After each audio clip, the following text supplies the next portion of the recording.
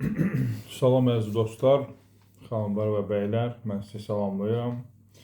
Bu 10 noyabr 2025-ci ildir, saat 9-a 3 dəqiqə işləyir, səhərdir. Mən sizinlə elə bir ki, müqəddimə xarakterli bir mövzu haqqında danışmaq istəyirəm. Bu mövzu nədir? Bu mövzu özünü manipulyasiya etmək, yəni özünü idarə etmək mövzusudur. Bu da çox mühüm bir mövzulardan biridir. Ümumiyyətlə, bu mövzu özün idarə etmək mövzusu özü elə bil ki, digər mövzulara bir müqəddimə şəklində mən idrak edirəm. Yəni, giriş şəklində idrak edirəm. Məsəl üçün, hər hansı bir düşüncəli elmlərə daxil olmaq üçün, deyək ki, fəlsəfə, irfan, bu kimi elmlərə daxil olmaq üçün mütləq və mütləq insan məntiqi oxumalıdır. Məntiqi oxumasa da, yəni düzgün məntiqi qanunu əldə etməsə, fəlsəfə oxumaqda və digər elmləri əldə etməkdə nöqsanla üzləşə bilər. Bu səbəbdən də düşünürəm ki, mən belə düşünürəm, mənim şəxsi fikrimdir. İnsan elə bir ki, bu manipulyasiya mövzusuna tanış olmasa, qısa da olsa, təbii ki, başqa elmləri, yəni öz idarə etmək elmlərini və əxlaq elmlərini və digər elmləri idrak etsə də daha da geniş idrak edə bilməz. Çünki insan ilk öncəsi özünü manipulyasiya idarə etmək məfhumu ilə tanışlıq olmalıdır. Siz də məndən gözəl bilirsiniz. Təbii ki, mən öz adət-ənənəmə sadiq olaraq sizlərə bildirmək istəyirəm ki, siz öz dərin IQ-vuzla, öz aydın ağlınızla mənə öz çıxışlarımda, öz müzakirələrimdə yardım edərsiniz ki, mən haradasa səhv buraxmayım və səhvimi aksioma şəklində, bürhan şəklində, nəzəriyyə, ya hipotezə, fərziyyə, nəzəriyyə şəklində yox, sırf aksiom şəklində mənə təqdim edərsiniz siz öz dərin elminizlə. Mən toplamışam burada bir neçə maddə. O maddələri mən sizlərlə bölüşmək istəyirəm. Davamı da olacaq təbii ki, bu maddələrin özünü idarə etmə sistemində. Bu maddələri hardan əldə etmişəm? Bu maddələri öz şəxsi təcrübəmdən, alimlərdən, psixoloqlardan, siyasətşünaslardan, yəni çox alimlər, yəni bunlardan Machiavelli, Nicola Machiavelli, Jung, filosoflardır, Hegel'dir və ilaxır və s. Yəni, bunların sayı hesabı yoxdur, bu yaxşı alimlərdən. Və ona da əlavə etmişəm öz şəxsi təcrübəmdən və sizlərlə, sizin dahilinizlə görüşürəm. Demək belə, biz həmişə bizim əsas yaralı yerimiz ağrılar, acılar,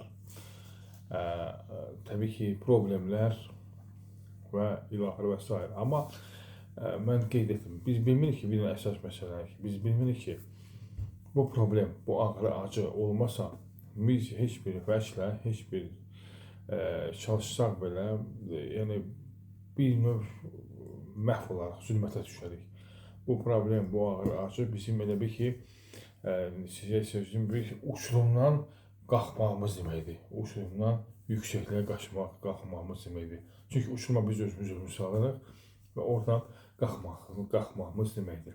Demək, insanlara elə bir diqqət eləmişsiniz. Bir xanım deyir ki, mən öz idealımı axtarıram.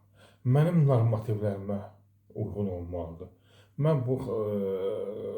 bu cür kişi axtarıram. Bu cür hər bir şey mən istədiyim olmalı. Sənin istədiyin nədir? Sənin istədiyin nədir? Sən o öz istəyinlə hansısa bir uzlaşmaqsan, uyğunluq tapmışsan, balans tapmışsan, o olan. Mən gözəl xanım istəyirəm. Mən, nə bilim,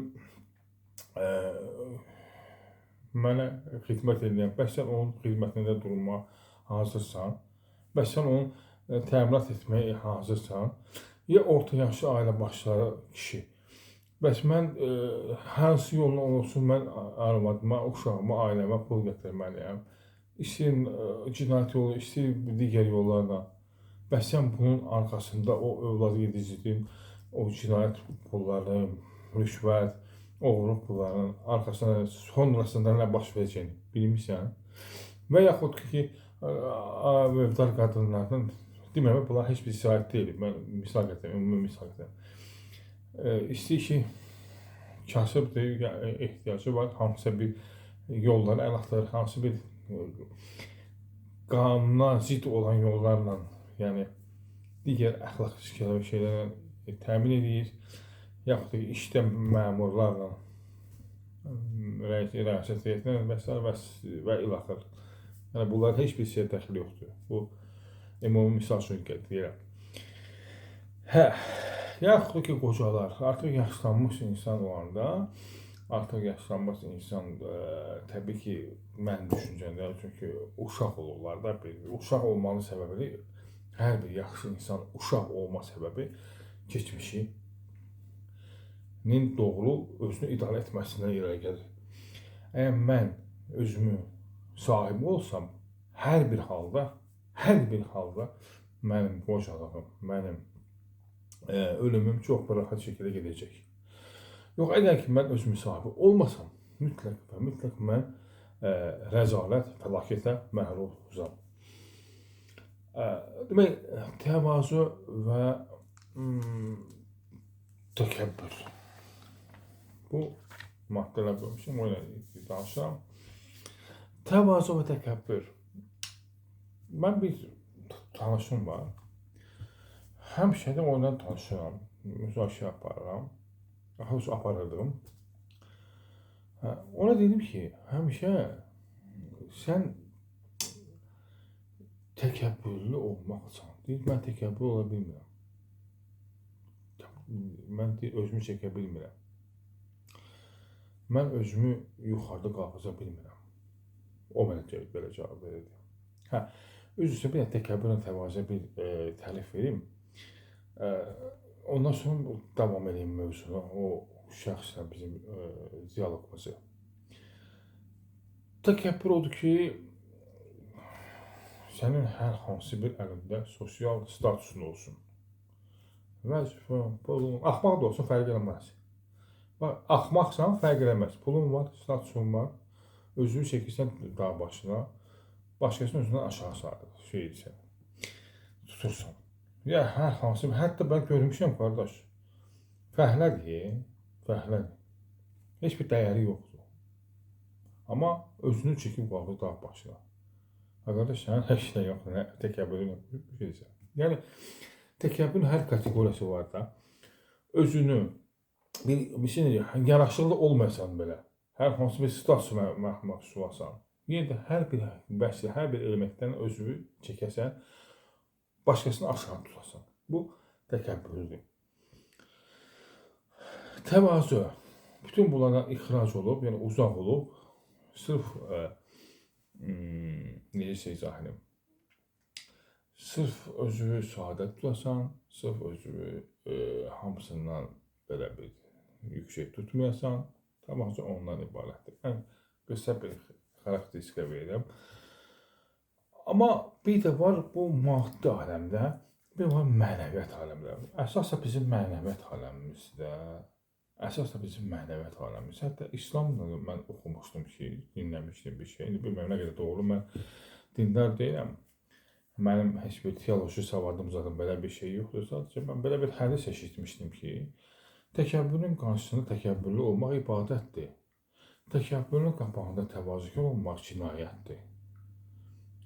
Bu həqiqətən hikmətli bir şeydir. Təkəbbürlünün qarşısında təkəbbürlü olsam, ibadət etmiş olmuşum. Çünki ona yaltaqlar, ona sınmıram. O naqis adama, özünü çəkən adama, heç nəyə olmayan, dünən eşkəklə, qoyunla məşğul olan, yəni oturan edən, indi bu gəlib hansısa bir sosial statusa malik olur və o statusun hesabını özünü çəkir. Mən intellektual adam, niyə mən onun qabağında əyilməliyəm? Niyə? Ondan sonra mənim heç bir şeyim yoxdur. Nə olsun mənim sosial mövqeyim aşağıdır, ya dalandar, ya hambal, ya adını sizdir, fəhlə, kətçi, fərq eləməz. Amma mənim ziyalı bir statusum var.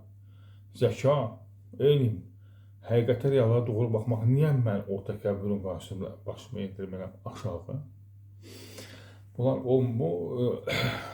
ona görə ki, təkəbbürün qarşısında təkəbbürün olmaq ibadətdir. Təkəbbürün qarşısında təvazökar olmaq cinayətdir. Hə, təkəbbürlə təvazöyə tərif verir. İndi keçək həmən bu möhtərəm şəxslə söhbətimizə.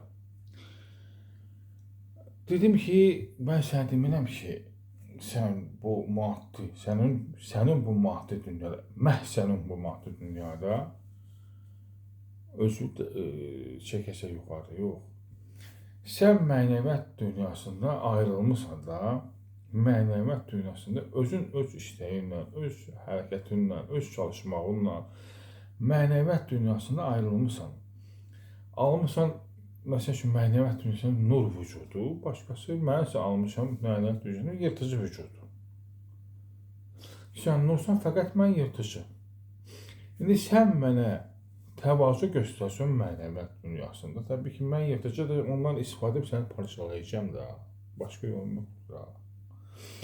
Yox, əgər ki, sən mənə təkəbbür edəsən mən yırtıcının pavadok ilə də yəhərini alsan əlinə və başlayın məni idarə etməyə.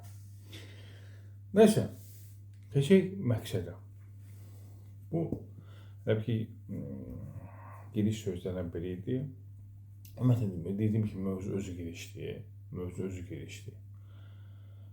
Çünki mövzunun girişi olmalı ki, biz bütün sonraki mövzuları tam kamil əldə edə bilmək üçün özümüzü idarə etməliyik. Diqqət edin. Hər insan istəyir ki, dominant olsun. Hər insan istəyir ki, onu diqqət edən olsun. Hər insan istəyir ki, hamı onu, öz idarəçiliyi hamısının üzərində etsin. Baxma ki, belə filan bəsməkən, mən görmüşəm, kişi heç nədir də, məsəl üçün, həm əqli cəhətdən, həm əxlaqi cəhətdən, həm, nə bilim, maddi cəhətdən sıfırdır. Amma özünü dominant görmək istəyir, özünü hörmət edir, özünü çəkir, özünü təkəbbürlə aparır. Bu da dalğa üzərində, dalğanın üzərində köpük var, bu ondandır da, bu partlayır. Olmur, heç kəs, ağıllı insanlar ondan uzaq dururlar. Yəni, hər bir insan sözünün məqsədi ona ibarətdir ki, çalışır ki, dominant olsun, rəhbər olsun, idarə etsin. Yox, mümkün deyil. Nə qədər ki, sən daxili aləmin rəhbər olmamısan, nə qədər ki, sən daxili aləmdə hər şey əlimi almamısan, səndən heç rəhbərlik düşüncəsini çıxart rəddələ, dominantlıq düşüncəsini çıxart rəddələ. Çünki sənin daxili aləmin tam kamil olmalıdır ki, sənin idarəçinin kamil olmaq üçün sənin idarəçinin olmalıdır ki, artıq sən zahiri aləmdə hərəkət edə bilərsən. Bax, diqqət elə. Nə qədər ki sən sənə tərifləyirlər, sən xüsusən bir dənə vəsfə sahibi, ay, sən belə, sən elə, sən filan, sən bəsməkan, vəsf edəsən axı. Qorxular axı. Həmən o insanlar sən vəsfəni bir silkələyəndə səni yırtıcı canavar kimi istəyir, neynəsən, parçalasın da. Nə qədər ki sən təriflərə uyacaqsan. Sənə tərif edəndə deməlisən ki, mənə tərif etmə. Tərif məndən deyil. Nə qədər ki sən ehtirasınla hansısa bir oğlanın surətinə, gözəlliyinə vurulacaqsan, yaxud ki oğlan qızın surətinə, gözəlliyinə, ya ictimaiyyətdə insanın surətinə, mövqeyinə vurulacaqsansa, bir o qədər də sən zəlil olacaqsan. Çünki sən, nə qədər ki, sən üzr istəmə, davamlı öz ehtiraslarınla, öz düşüncə yox, ehtirasla hərəkət elədinsə, kiməsə qəzəbləndin, kiməsə dalıca danışın, qeybət edin, kimisə intriq aparın, bir o qədər də sən enəcəksən, nə qədər sənin statusun oldu, nə qədər sənin mövqeyin, sosial mövqeyin yuxarıda olsun. Çünki sənin ətrafında bu giyennalar, kaftarlar var, qriflər var, durublar. Çünki niyə? Sən nizam axtarsan, amma o nizamı özün idarə etmirsən. Sən nizamla bunları sıxışdırmırsan, fəqət zahiri aləmə sıxışdırmırsan.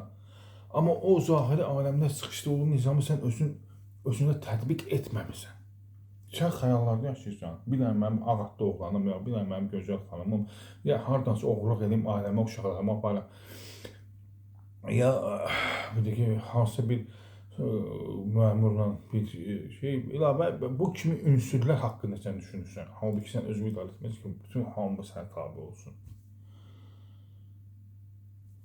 Sən özünü idarə etməlisən ki, hamı sənin ayağının altında olsun.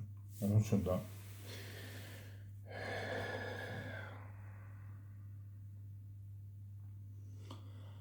Onun üçün də insan gərək hər zaman ayıq olsun. İnsan hər zaman ayıq olsun ki, qəflət yuxusu uyumasın. Qəflət yuxusu nədir? Qəflət yuxusu odur ki, insan təriflərdən, zahirdən, surətdən, görüntüdən, çünki insan baxmır axı. Effekt nablüdatelə deyilən bir şey var da, əzizlərim.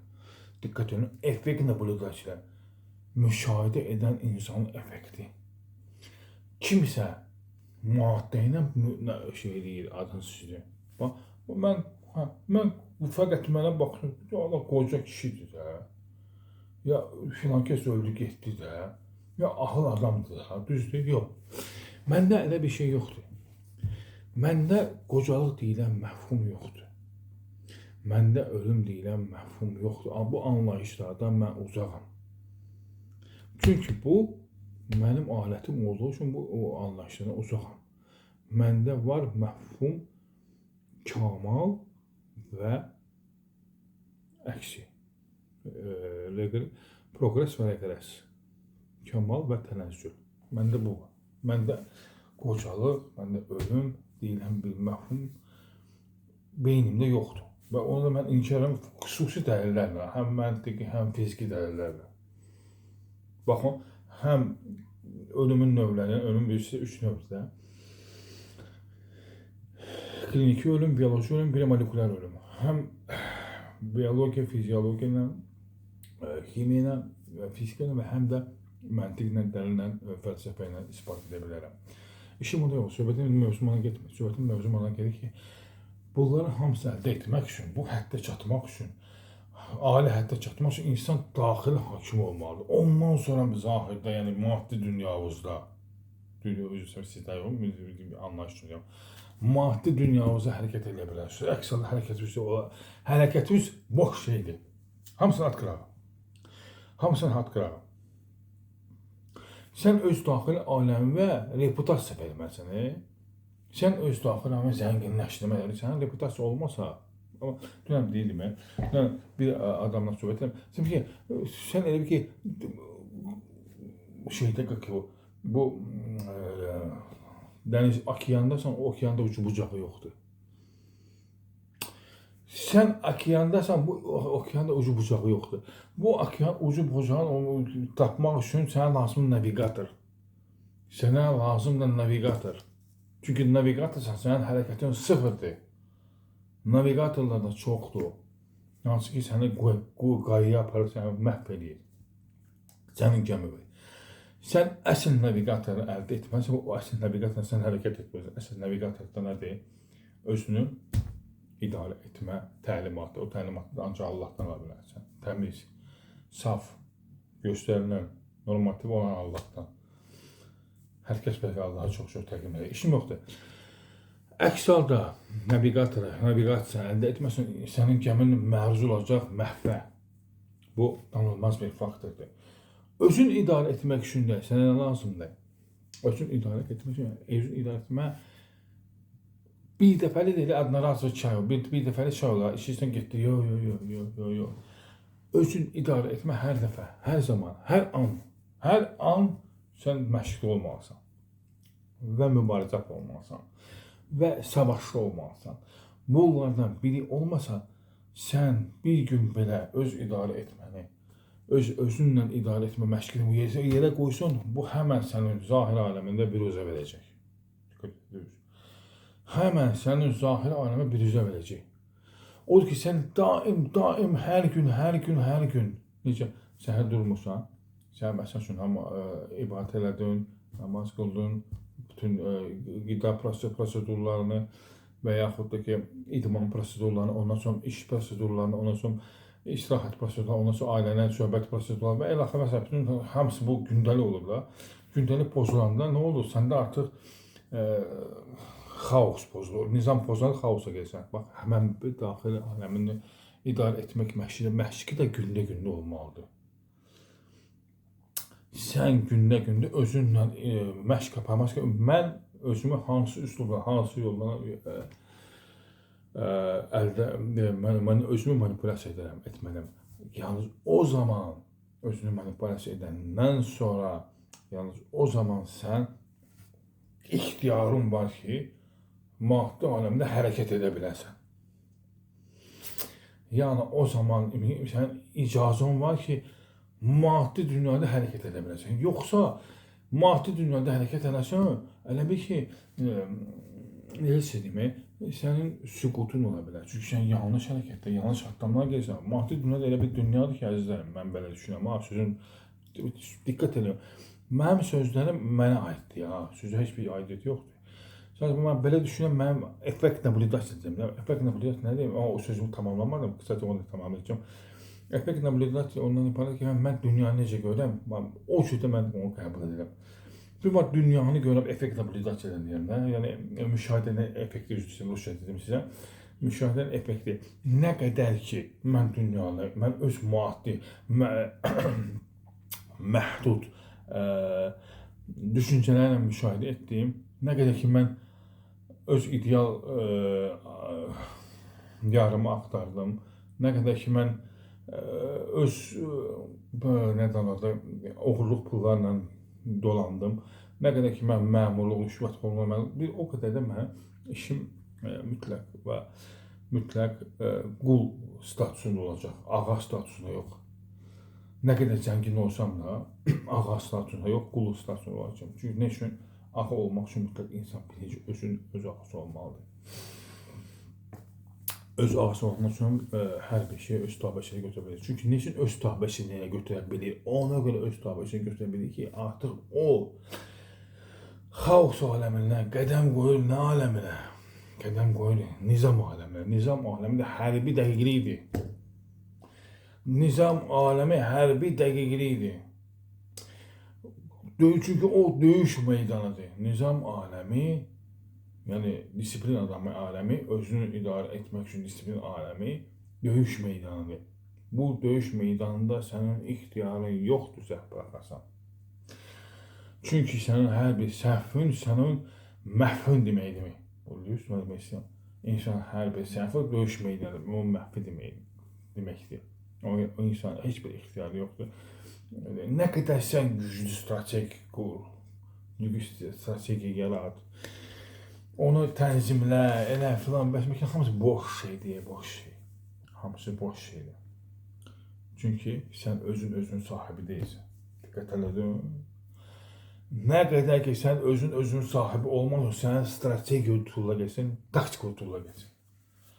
Sən o genial ağlını deyək, mən beləyəm, hamısını tulla, yetsin, rədd elə, zibil işin at. Çünki o heç bir təcrübədə göstərib, elmdə sübut edir ki, bunlar hamısı bomboşdur. Nə qədər ki, sən özünüzü idarə etməyəcəksən, bunlar hamısı bomboş, xülya təsəvvürdən başqa bir şey deyil.